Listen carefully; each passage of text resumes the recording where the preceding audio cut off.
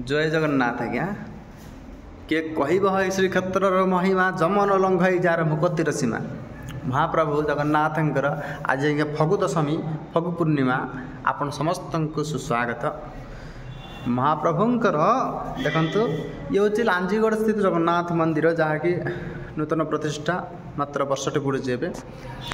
तो महाप्रभुंकर जहाँकि आज है अबीर महाप्रभु आपण जानते वर्ष तमाम आपण महाप्रभु पाखक नड़िया कदली धूप दीप नैवेद्य नहीं महाप्रभु पाखक जाती किंतु आज गोटे दिन मात्रक महाप्रभु आपण द्वार निकटक आसवे जहाँकि गोविंद दोलेश्चु दोल गोविंद चापेश्चु मधुसूदन रथेश्चु वामन दृष्टम पुनर्जन्म न तिष्ठते। महाप्रभुंकर रथरे वामन वेश को दोलेश्चु दोल गोविंद को दोल उपर जहाँकि फगु पूर्णिमा ठारे महाप्रभु दर्शन चापेश्चु मधुसूदन को चापर दर्शन करेंगे जहाँकि बाहर एवं भितर चंदन यात्रा होता है। बाहर चंदन यात्रा चापेश्चु मधुसूदन को दर्शन करेंगे पुनर्जन्म न तिष्ठति। महाप्रभु को दर्शन मात्र पुनर्जन्म आसने पाप ताप संताप समस्त को दूरीभूत करते महाप्रभु।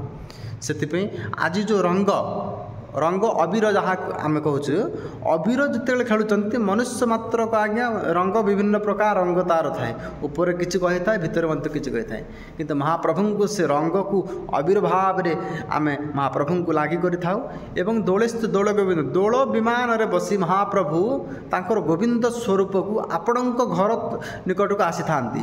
प्रत्येक घर घर साही जात आखड़ा जहाँकि समस्त साही साही आखड़ा रे बुली थांती महाप्रभु गोविंद रूप।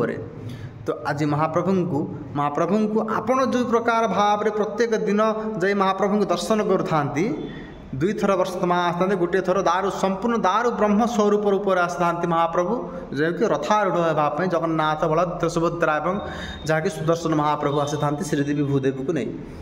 एवं आजिर दिन में महाप्रभु ना कौन आपण घर को विमान रे बसी गोविंद रूप से आपण घर को आसी था आपण गोड़ धोई था अबीर मध्य लगे था महाप्रभु को।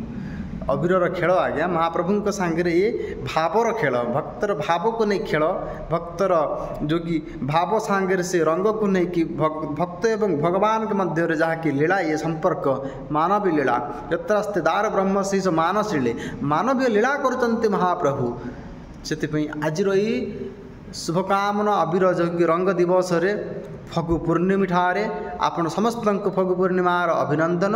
महाप्रभु पाखक जाई महाप्रभु को अबीर लगातु घरे मध्य जो महाप्रभु रखिंट आपन टिक अबीर लगातु दोल गोविंद को राधाकृष्ण को जगन्नाथ स्वरूप अच्छा जो ठाकुर अच्छा समस्ते निश्चित भाव अबीर लगातु आज्ञा। महाप्रभु सांगे अबीर खेलार वर्ष को गोटे दिन आगा सुजोग मिली हाथ छड़ा करंतु नहीं एवं महाप्रभु पाखरे एतिकी कामना करंतु आपण केतेबेले मध्य आपण निजर जो रंग अच्छी के रंग को बदलेबेनी लोक था जो कहते गिरगिट रंग बदली दे बोली आपण के रंग बदलांतुनी।